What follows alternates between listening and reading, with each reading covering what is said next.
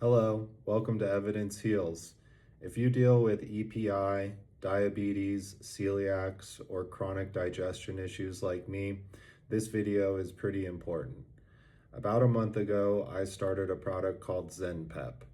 It's a pancreatic digestive enzyme that's prescription grade, and it's made from pork pancreases, which seems a little extreme at first, but we're going to make another video on the differences between plant-based, bacterial-based, and tissue-based pancreatic enzymes. And from my experience, there is a huge difference. So I went and got my bottle of ZenPep. This is what it looks like. I have the 40,000 unit version, and we'll talk more about the units a little later in the video. But one of the things when you have diabetes or other digestive issues is your pancreas doesn't produce enough pancreatic enzymes, and those are responsible for digesting the fats and the proteins and the carbs. People will talk a lot about betaine hydrochloride and what's the name of the pepsinogen that's in there. And I've tried that. I've tried the plant-based enzymes, the bacterial enzymes, and none of them could get me back to what I remember my experiences being when I was a child. I was diagnosed with diabetes about a year and change ago, type 1B diabetes. Had it most of my life, had rough symptoms from it most of my life, but it went undiagnosed because I also have celiac disease. And, the doctors just thought every one of my symptoms was related to not being compliant with gluten, avoiding gluten. Well, as soon as I got on insulin, and that's a story for another video, I had a complete change to my brain in terms of blood sugar stability and yeah, just muscle wasting, muscle pain, cramping, all of those things changed. But what didn't change was my digestion was completely erratic, and there was a large amount of brain fog related to, stuff that I could see every morning. And it was really clear to me that there was a lot of undigested fats and other things that were causing bad bacteria to grow. I lucked out and had a friend who had a parasitic infection and was seeing a really good doctor in Las Vegas. One of those doctors that's like a regular doctor, like a general practitioner, but has a really holistic view of the body. I think he did some Ayurveda or something like that also.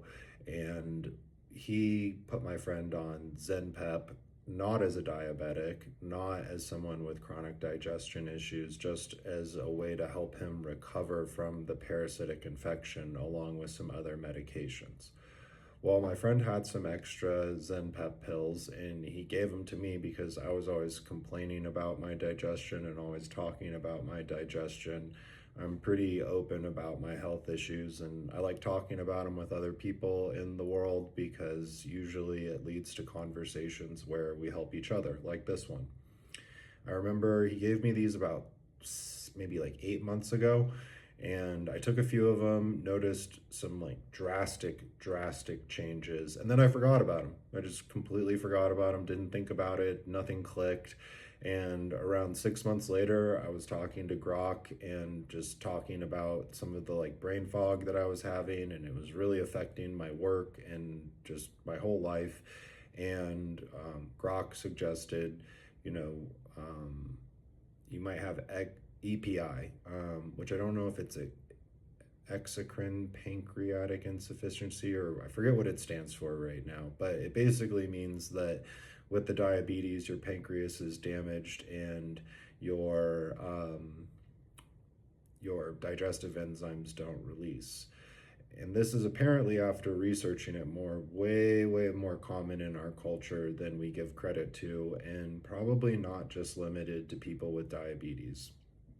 So I started taking the ZenPep again. I had my like yearly checkup with my endocrinologist. I told her about the story of my friend giving me the ZenPep. She was like, "Oh, of course, you have EPI also." And I was just kind of like, "Well, why didn't we start this a year ago if it's like so common?"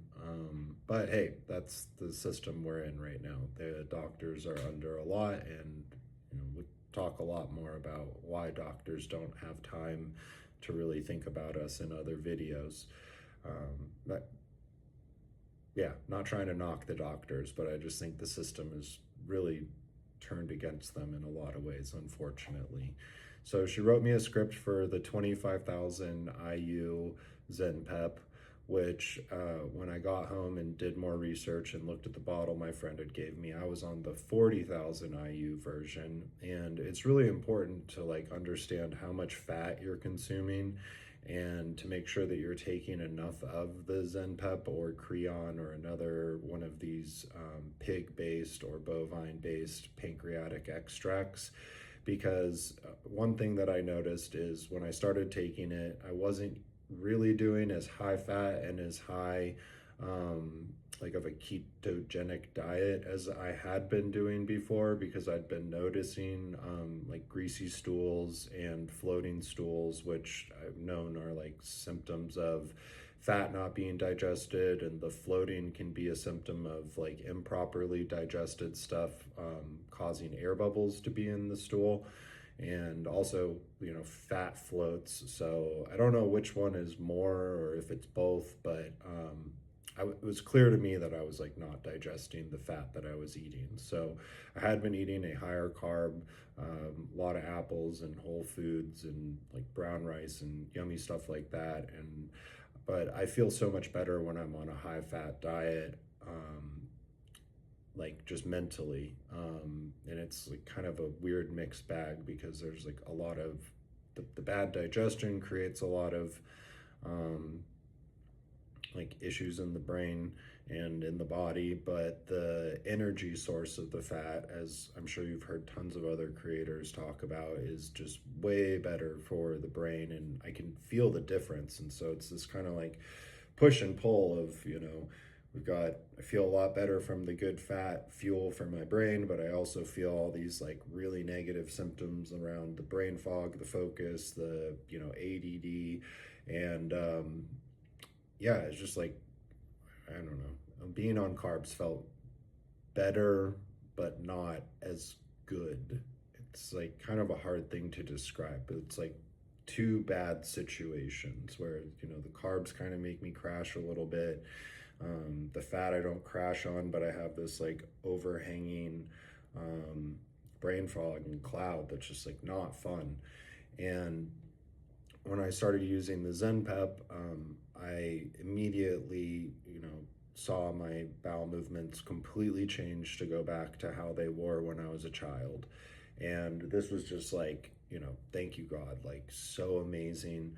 The brain fog started to go away immediately within the first couple of days, and I would talk to Grok every day and give it updates on, this is how my bowel movement was this morning. And it was so funny. It gave me all of these like hilarious like feedbacks, and like eventually it started using like little poop emojis, and it used like a rocket ship. I remember at one time when I had told it like, I've had like 3 days of like normal bowel movements, and it was like, you're there. Anyway, so some of the takeaways from my experience are, if you're going to use ZenPep, you need to make sure that you take enough for the fat that you're consuming, because if you do eat a really high fat meal, you might need to take 2 or 3 or 4 or even 5 capsules for my body weight. And on their websites, they have like a little calculator, and you can put in your body weight, and it tells you like how much is safe to take. Because if you take too much, there are definitely problems that can happen. And it sounds like it can like at high levels like digest parts of your digestive tract and like lead to little ulcers or other symptoms. So that's definitely something to be aware of. I haven't had any of those experiences. I haven't had like mouth ulcers, which is another one of the experiences they talk about. I have noticed that like if I don't drink enough water afterwards, I can kind of get like a little bit of a like tightness in the stomach, or like a little, not burning's the wrong word, but just something where it's like I think the capsule might have like opened in my stomach, because food takes sometimes a long time to get out of your stomach, especially with a high fat meal. And it seems like drinking water really helps to like kind of like wash everything down and get everything moving. So yeah, I think it's like one of these like products that if you have bad digestion, um, even if you don't have diabetes or pancreatic insufficiency, you should consider a product like this, ZenPep. Oh, everything gets flipped around. We'll learn about that later. Um, Got my butter in my coffee, sesame oil, and MCT oil. That's like a conversation for another day, but boy, does it make me feel good now. And actually, I probably need to take one of these with that.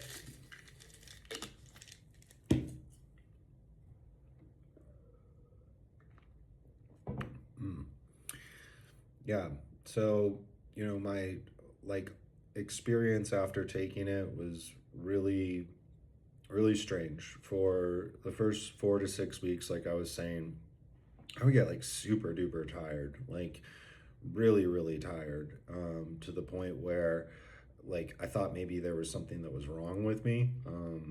Yeah, something like really wrong with me. And talking with Grok, and I think talking with Grok about your health stuff, or talking with Chat GPT, although that seemed to be not as helpful over the last few months, is a really good tool, because it can kind of keep track of stuff, and it can also like give you feedback, and then you can go research that stuff on your own and like fact check it or whatever, because sometimes it does get things wrong. Like especially I've noticed when trying to like change the diet of my dog, it's gotten things completely wrong, like really, really wrong, dangerously wrong. So there's goods and bads with that. But in talking to Grok, um,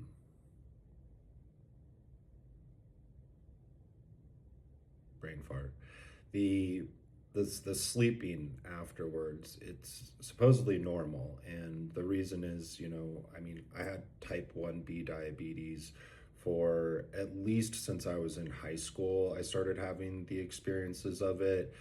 There are some other things that it's like it's a weird illness where it's like autoimmune regulated or mediated, whatever word. And so it's not always there. It can get worse as you age, because your pancreas gets hit by more and more of these autoimmune attacks. So it's different than the traditional type 1, where the attack happens, your pancreas is pretty much shot, and you have to go to the hospital and they diagnose you because you're in diabetic ketoacidosis, or whatever it's called.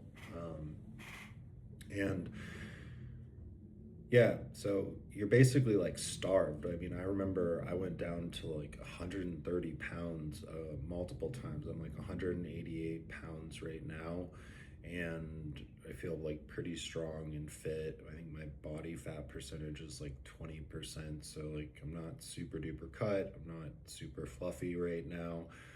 When I first got on insulin, I got up to 220 pounds, because I was like, I'm just gonna bulk and I'm gonna get like my muscles like all healed. And it was definitely like helpful to get my weight up. I probably took it a little bit too far. Like my face was like ridiculously full and moon faced. But yeah, I mean, just like going back on like a high fat diet after that bulking, my body kind of went back to normal. But there's just like so many issues. Like if I wouldn't eat protein first thing in the morning, and if I would go past like 10, I would start to get cramps in like my body, which doesn't seem normal. I mean, I know a lot of people have that experience in the chronic illness community, where if they don't eat protein like first thing in the morning, they don't feel good. And so think there's like a lot of reasons around like adrenal fatigue and amino acids and other things that like people think drive that. but I also wonder if there's like an absorption issue going on there, or if, because it seems like for me, now that I've been on this for 6 weeks, if I don't eat protein until like dinner, like I'm not cramping, I'm not having the issues I used to have. And I know we don't have like a store of amino acids outside of our muscle and skeletal muscle.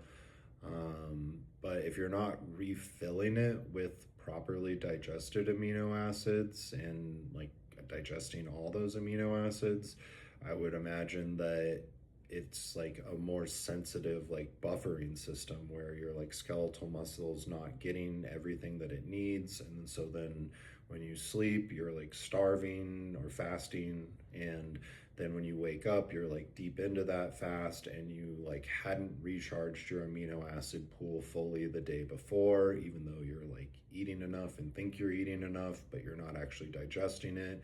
It's getting turned into like lipid polysaccharides and like other things because the bacteria in your colon are digesting the proteins, putrefying them, and you're not absorbing them in the small intestine like you're supposed to. So I feel like, at least for me, I feel like I was way deeper in a fast or in amino acid imbalance than I should have been. And that makes sense because like I wasn't releasing the digestive enzymes that you're supposed to be able to digest all these things.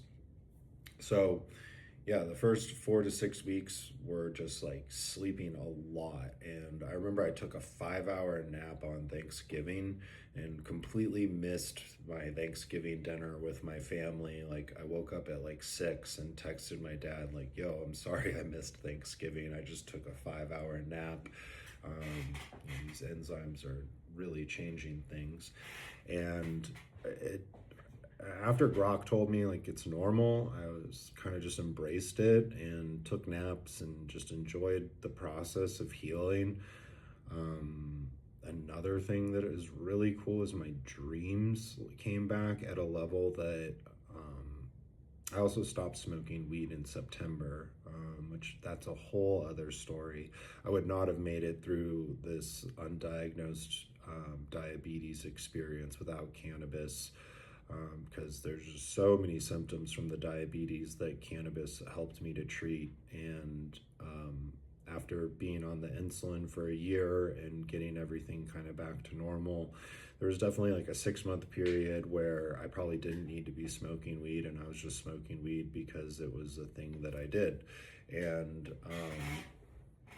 I was in Germany at a trade show for, like, it's called Intertobacco. It's like a tobacco cannabis trade show for a company I work with. And I smoked some weed. I was like, yo, this is not serving me in terms of talking to people at a trade show at all. And the rest of the trip, I decided not to smoke weed, had trouble sleeping, started using melatonin to like get to sleep, and then used melatonin to get to sleep for like the next 2 months, and it completely changed things. But that's not what this video is about. So with the ZenPep, there's 25,000, 40,000, and 60,000 IU doses. There's also like a 10,000, but to me that seems like completely like useless, because I think it's like, I don't remember if it's 4,000 or 8,000 units. I think it's 4,000 units per gram of fat. So like one of these pills, if you had no digestive enzymes, which I don't think that's what I have going on. I think I just have reduced amounts, but like one of these pills digests 10 grams of fat, which I know for a lot of people, that's like what they're shooting for in their meals because they're on a low fat diet. And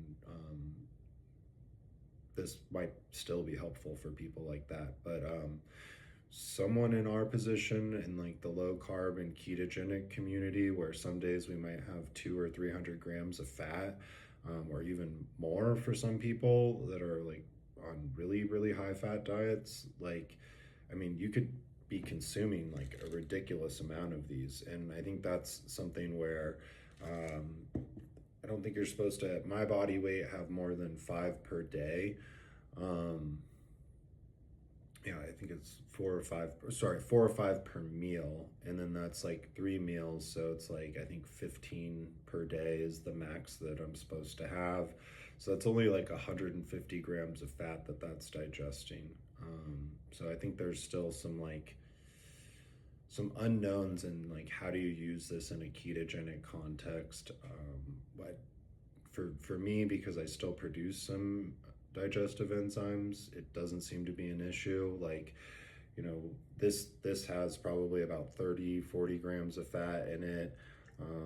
It's got like a tablespoon of butter, 20 grams of MCT oil, and about 10-ish grams of sesame oil, and it puts me into ketosis pretty fast. And one of those digestive enzymes seems to do the trick in terms of breaking everything up and helping me digest it. So but there's also not fiber in it. So maybe I would assume that there's like a different digestive enzyme fat interface, and that's something I want to look into. Like, how do these digestive enzymes get extinguished?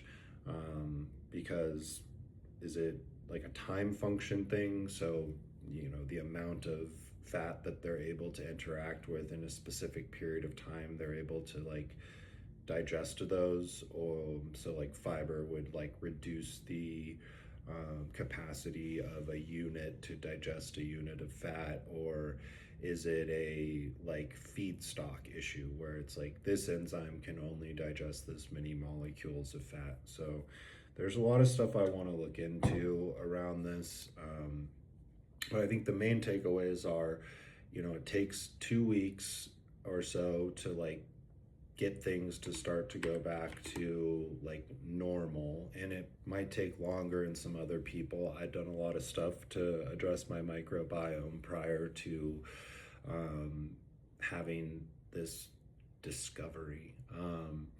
And I also have like a lot of tricks like bentonite clay, different fiber sources, steamed broccoli, steamed asparagus. So there's like a lot of things that I did that I think made it faster. Also like specific probiotics that have been really effective for me in the past.